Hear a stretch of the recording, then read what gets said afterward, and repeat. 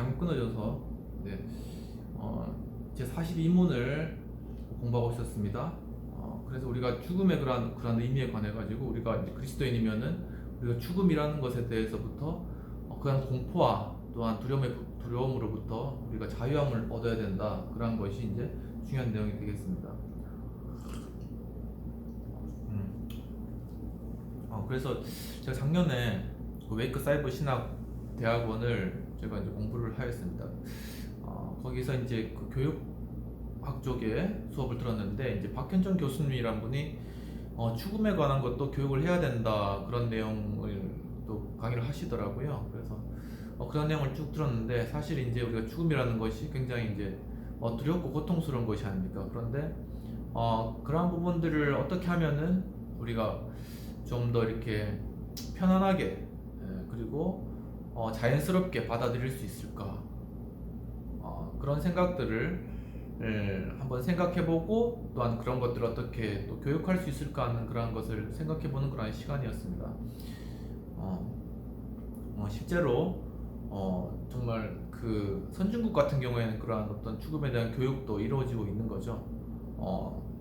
그 죽음이라는 그런 단계가 처음에는 어떤 질병이나 어떤 죽음에 관한 그러한 이야기를 들었을 때 두렵고 그리고 그것을 부인하고 싶은 그러한 과정이 경다고 합니다. 그리고 그 다음 과정은 어떤 타협하는 과정이죠. 그러니까 내가 이렇게 하면은 죽지 않을 거야 라는 그런 타협하는 과정을 가지고 그리고 마지막 과정에는 그런 것들도 넘어서서 이제 모든 것을 수용하는 그런 과정을 거친다고 합니다. 그런 수용하는 과정을 거치면은 이제 그때는 모든 것을 다 용서하고 그리고 이제 편안한 마음으로 사람들을 대하고 스스로 그런 것들을 받아들이는 거죠. 그래서 이러한 어떤 죽음에도 어떤 단계가 있고 그러한 단계들에 관해서 어떤 반응들이 있고 그리고 그러한 반응들을 어떻게 하면은 잘 갈 수 있을까 하는 그러한 것들에 관한 그러한 연구들도 많이 되어져 있고 그리고 그런 것들을 또 가르쳐야 된다. 그런 이야기도 많이 있습니다. 왜냐하면 저도 그래서 굳이 그런 것을 이렇게 가르칠 필요가 있을까? 결국 알게 될 텐데 그리고 누구나 두려워하는 것인데 그런 것들을 굳이 할 필요가 있을까? 그런 생각을 해봤는데요. 그런데 또 한편으로 생각하면은 좀 그런 교육도 필요하겠다 그런 생각이 많이 들어요. 왜냐하면은 우리가 이제 어떻게 보면 급작스럽게 우리 부모님이나 아니면 우리의 가장 가까인 친구들이나 그 죽음을 맞이하고 그런 경우가 많이 있습니다. 그런데 그런 것들 전혀 또 그 어떤 교육이나 어떤 지식이 없으면은 굉장히 당황할 수가 있을 것 같아요. 굉장히 당황하고 어떻게 해야 될지 모르고 그리고 감정적인 그런 어떤 급격한 디프레스나 이런 것들에 빠질 수도 있고 그러니까 대처해 나갈 수 일단 없는 거죠. 그러니까 그런 어떤 급격한 그런 변화에 적응하기가 많이 힘든 것 같다 그런 생각이 듭니다. 그런데 그런 것들을 미리부터 누구나 다 이제 죽음에 이르게 되는데 그러한 과정을 어떤 과정이 있고 그리고 어떤 반응들이 있고 그리고 그 의미는 어떤 것이며 그리고 또 사회적으로 그러한 것들은 어떻게 이제 그러한 것들이 준비되고 있나 이러한 것들을 이렇게 좀 이렇게 잘 또 그 배울 수 있는 그러한 기회 그러한 것들 또 우리 자녀들이나 이렇게 학생들이 또 잘 이렇게 또 교육을 또 이렇게 받을 수 있는 그런 기회가 있다면은 그러면 실제로 그러한 것들이 이제 맞닥뜨리게 되었을 때 좀 더 이렇게 어떤 내적으로 어떤 이렇게 좀 그러한 것들 과정을 한번 생각해 볼 수 있는 거예요. 그러니까 그러한 것들을 이렇게 갑자기 급격한 그러한 어떤 감정이나 어떤 슬픔이나 이런 것들이 빠지지 않고 그걸 어떻게 보면 자연스럽게 아니면 어떻게 보면 교육받은 대로 이렇게 그런 것들을 이렇게 대처해 나갈 수 있는 그런 능력이 길러진다는 겁니다. 그러니까 어떻게 보면 좀 그 건전한 그런 어떤 죽음에 대한 어떤 그러한 어떤 시각 그러한 것들을 갖추게 된다는 거죠. 그래서 그러한 측면이 있어가지고 좀 그러한 그 교육을 좀 받는 것도 그걸 가르치는 것 시스템 그러니까 교육 시스템으로 만드는 것도 나쁘진 않겠다 그런 생각들을 한번 해보게 되었습니다. 그리고 또 한 가지는 그리고 그 본인에 있어서도 그런 것 같습니다. 그러니까 정말 요즘 그 이런 것이 굉장히 이렇게 어떻게 보면 한국 사회에서는 아직까지 좀 이렇게 도외시되고 안 그러면 좀 이렇게 잘 말하지 않는 거죠. 그렇다 보니까는 음성적으로 이제 이러한 부분들이 이루어지고 있는 것입니다. 예를 들면 뭐 자살 사이트라던가 아니면은 또 뭐 그런 것을 아주 음성적으로 그런 것들이 이루어져서 그래서 그런 것들을 이제 보고 어떻게 보면 즐기고 그런 게 빠지다가 탐닉하다가 결국은 정말 그렇게 돼버리는 그런 경우도 있고 또한 특히 청소년들이 자살률이나 이런 것들을 볼 때 많은 학업 스트레스나 뭐 이런 것들을 통하여서 분노의 표출 이런 것들을 통하여서 그런 어떤 사실 그 청소년 간의 그러한 자살률도 굉장히 높은 그러한 OECD 국가 중에 또 높은 그러한 상황 가운데 사실 있는 것이 사실입니다. 그런데 그런 것들을 좀 더 체계적인 공부나 어떤 그런 것에 대한 대처나 그런 것들을 바라보는 바로 죽음에 대해서 바라보는 바른 시각 같은 것들을 교육을 받게 되면은 그러한 것들이 실제로 자살률이나 아니면은 그러한 것들을 음성적으로 이루어지는 그러한 것들을 대처하고 어떤 건전한 방향으로 그러니까 죽음에 관하여서 준비를 해나가는 그러니까 그런 그리고 죽음에 대해서 대처를 해나가는 그리고 건전한 방향으로 그것을 바라볼 수 있는 시각을 길러내는 그런 측면에서 좀 중요한 부분들 사회적인 측면이죠. 중요한 그런 측면에서도 의미가 있겠다 그러는 생각을 한번 해보게 되었습니다. 그리고 이제 특히나 또 이제 한 단계 더 나갔지 기독교 교육에 있어서 그리스도인 교육에 있어서는 정말 그 가운데서 기독교적인 그러한 관점에서 죽음은 어떠한 의미가 있고 또한 그것은 우리가 정말 두려워할 그리고 또 무서워할 그런 것이 아니라 누구나 겪게 되는 것이고 그 과정을 통해서 우리가 천국으로 나아가는 어떤 그런 통로가 된다. 그러한 관점으로 그런 것들을 잘 교육하는 그러한 부분들도 중요하겠다 그런 생각이 드는 그런 부분인데 도리어 그리고 또 그러한 부분들이 또 잘 교육된다면은 또 이렇게 어떤 신앙적인 어떤 전도나 성교의 그런 측면에 있어서도 상당히 많은 도움이 되지 않을까. 왜냐하면은 그러한 죽음의 문제는 사실 어떤 신앙적이고 또한 그런 어떤 그 기독교적인 어떤 종교적인 어떤 그러한 부분들이 함께 포함될 수밖에 없는 그러한 주제이기 때문에 그러한 것들이 교육화된다면은 도리어 선교나 전도 이러한 부분들에서도 많은 그러한 어떤 시스템적인 그런 도움을 줄 수 있지 않을까 그런 생각들을 많이 해보게 되었습니다. 그리고 제 43문 우리는 십자가에서 그리스도의 죽음과 제물로부터 어떤 종류의 유익을 더 많이 얻게 됩니까? 라는 그런 질문에 대해서 그와 함께 그의 능력을 통하여 우리의 옛사람이 못 박혀 죽었으며 장사지는 바 되고 그럼으로써 우리 안에서 육신의 악한 욕심이 더 이상 지배하지 못하게 되고 우리가 스스로 그에게 감사로 희생을 드릴 수 있게 된 것입니다. 라는 것이 제 43문에 대한 질문이었고요. 제 44문은 지옥으로 내려가셨다는 말이 왜 나옵니까? 라는 그런 질문에 대해서 나는 내가 받아야 할 극도의 시련에서 벗어났음을 보장받는다는 것입니다. 나의 주 그리스도께서 십자가를 전후하여 그 영혼으로 짊어졌던 그 말할 수 없는 심려와 고통, 공포를 통하여 나를 지옥의 공포와 고통으로부터 구하셨다는 것입니다. 라는 것이 대답이 되겠습니다. 그리고 제 17주일은 그리스도의 부활과 승천과 함께 하심에 관한 주제에 관해서 제 45문 그리스도의 부활은 우리에게 어떤 유익이 있습니까? 첫째로 그는 자신의 부활을 통하여 사망의 권세를 이기셔서 우리로 하여금 그가 우리에게 그의 죽음을 통하여 획득해 주신 의에 참여할 수 있게 해주셨습니다. 둘째로 우리도 지금 그의 능력을 통하여 새 생명으로 부활되었습니다. 셋째로 우리의 축복이 그리스도의 부활이 확실한 보증이 되는 것입니다.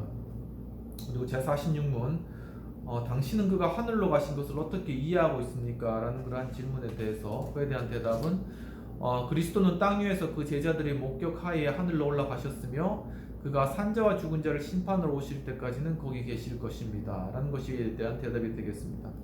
제47문 그리스도는 그가 우리에게 약속하신 것처럼 세상의 마지막까지 우리와 함께 하시지 않습니까? 라는 질문에 대해서 그에 대한 대답은 그리스도는 참 인간이요 참 하나님이십니다. 그는 인간적인 본성으로는 지금 이 땅 위에 계시지 않습니다. 그러나 그의 신성과 위엄과 은혜와 그의 영으로 우리와 항상 함께 하십니다. 라는 것에 대한 대답이 되겠습니다. 제48문 만일 신성이 있는 모든 곳에 인성이 함께하지 않는다면 그리스도 안에 있는 두 본성은 이와 같은 방식으로 서로 분리되어 있는 것이 아닙니까? 라는 것에 대한 대답으로 결코 그렇지 않습니다. 신성은 불가해하고 어디에나 현존하기 때문에 그 귀한 인성 외부에 있을지라도 그 안에 있어서는 인격적으로 인성과 결합되어 있습니다. 라는 것에 대한 대답이 되겠습니다.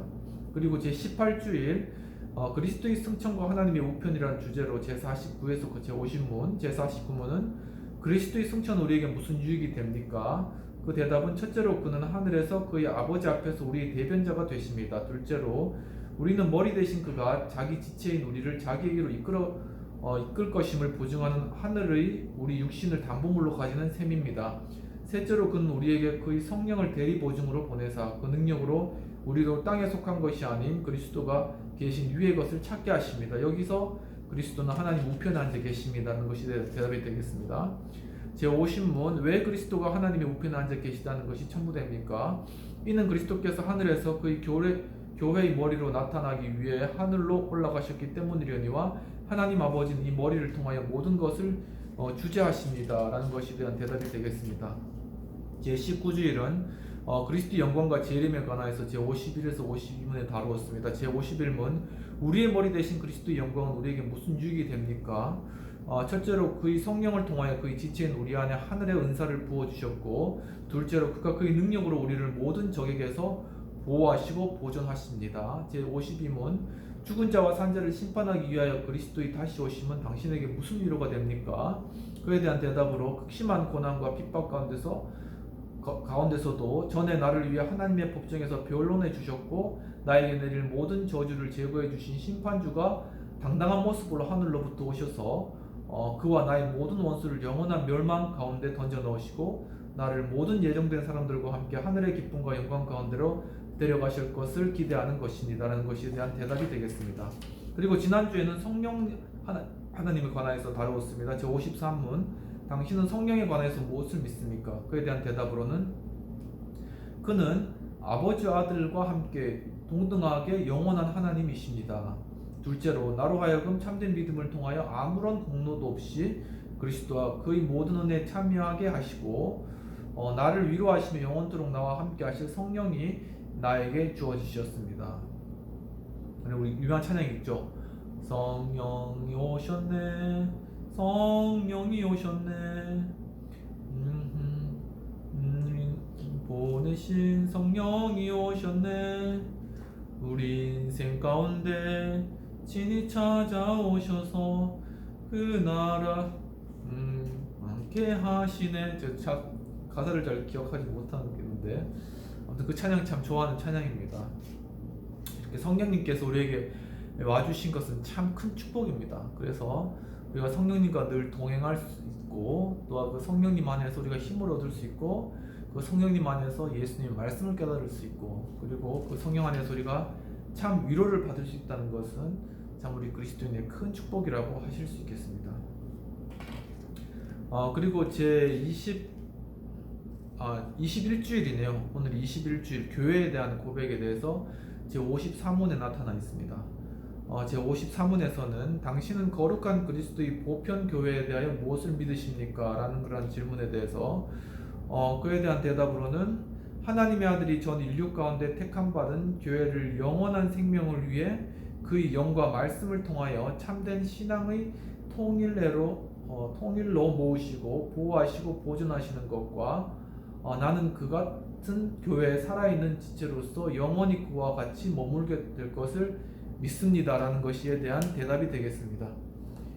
여기에 대한 근거구절로 요한복음 10장 11절 나는 선한 목자라 선한 목자는 양들을 위하여 목숨을 버리거니와 예수님께서 교회의 목자가 되신다는 거죠. 로마서 8장 29절 하나님이 미리 아신 자들을 또한 그 아들의 형상을 본받게 하기 위하여 미리 정하셨으니 이는 그로 많은 형제들 중에 맏아들이 되게 하려 하심이라. 예수님께서 교회의 머리가 되신다는 내용입니다. 사도행전 2장 46절 날마다 마음을 같이 성전에 모기름 쓰고 집에서 떡을 떼며 기쁨과 순전한 마음으로 음식을 먹고 그래서 이렇게 우리가 함께 교제하며 떡을 떼고 또한 성전에 함께 모이고 또 말씀을 같이 나누는 것이 이것이 바로 교회의 그런 모습이다라는 것입니다. 이러한 것 같이 우리도 우리 하우스 처치도 함께 또 이렇게 모여서 말씀을 나누고 또 함께 교제하고 떡을 떼고 오늘 잠깐 보여드리겠습니다. 이렇게 여기 하우스에 오시면은 이렇게 새로 신메뉴가 나왔습니다. 이렇게 신메뉴하고 이렇게 커피 함께 이렇게 떡을 우리가 이렇게 나눌 수 있으니까 잠깐 광고했습니다. 함께 오셔가지고 언제가 될지 모르겠어요. 근데 오셔가지고 서로 이렇게 성대 교제로서 서로 격려하면서 정말 우리가 말씀을 나누고 또 바른 교리로 함께 교제하고 또 이러한 교리를 또한 우리 사회적으로도 우리가 실현하고 또 참된 가치를 찾아서 함께 운동해 나가는 무브먼트 이런 것이 하우스 처치가 되겠고요.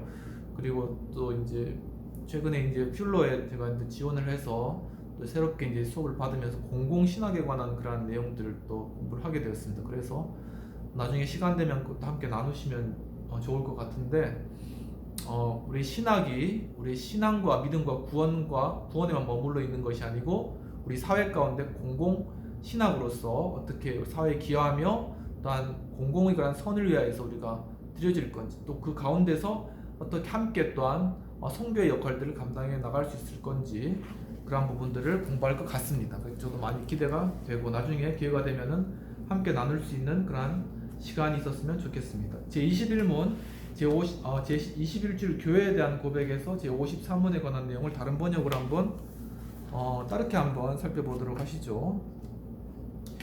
제54문 거룩한 공예에 관하여 당신은 무엇을 믿습니까? 그렇죠. 그리스도의 보편 교회 이것을 거룩한 공예 사도신경에서는 신앙국의 부분으로 거룩한 공예라고 이야기를 하고 있죠. 거기는 대답으로 다른 번역에서는 하나님의 아들께서 성령과 말씀을 통하여 태초부터 종말에 이르기까지 전 인류 가운데 영생을 얻도록 선택되어 참 믿음 안에서 하나가 된 공동체를 모으시며 보호하시며 보존하신다는 것을 믿습니다.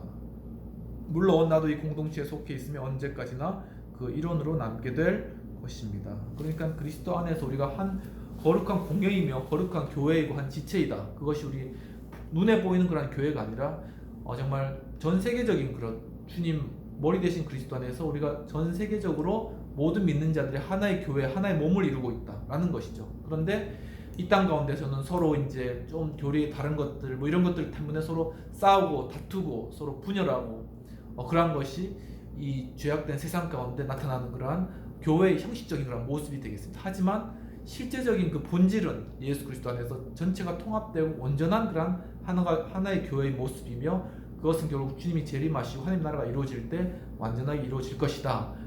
그리고 또 한 가지는 그러한 것이 그냥 얼렁뚱땅 그냥 그 주님 오실 때 짠 이렇게 이루어지는 것이 아니라 정말 우리 사회 가운데 이러한 것들 정말 이 세상 가운데 정말 하나님의 나라를 우리가 이루어가는 것이다. 그렇게 우리가 서로 함께 연합하며 또한 우리가 하나로 바른 교리 가운데 하나로 연합해 나가는 이러한 과정들 완전히 연합은 이 땅에는 불가능하죠. 하지만 그렇게 함께 연합하고 함께 되어지는 이러한 과정들 이러한 것들이 정말 결국적으로는 하나님의 나라를 이루어가는 그런 과정이고 바로 이러한 점차 하나님의 나라를 함께 연합하면서 이루어가는 이러한 과정들을 통해서 궁극적으로는 바로 하나의 온전한 교회가 이루어진다. 이러한 그러한 관점으로 우리가 바라보는 것이 정말 이 땅 가운데 우리가 해야 될 사명을 발견하는 것에 있어서 또 교회를 함께 연합해 가는 것에 있어서 또 정말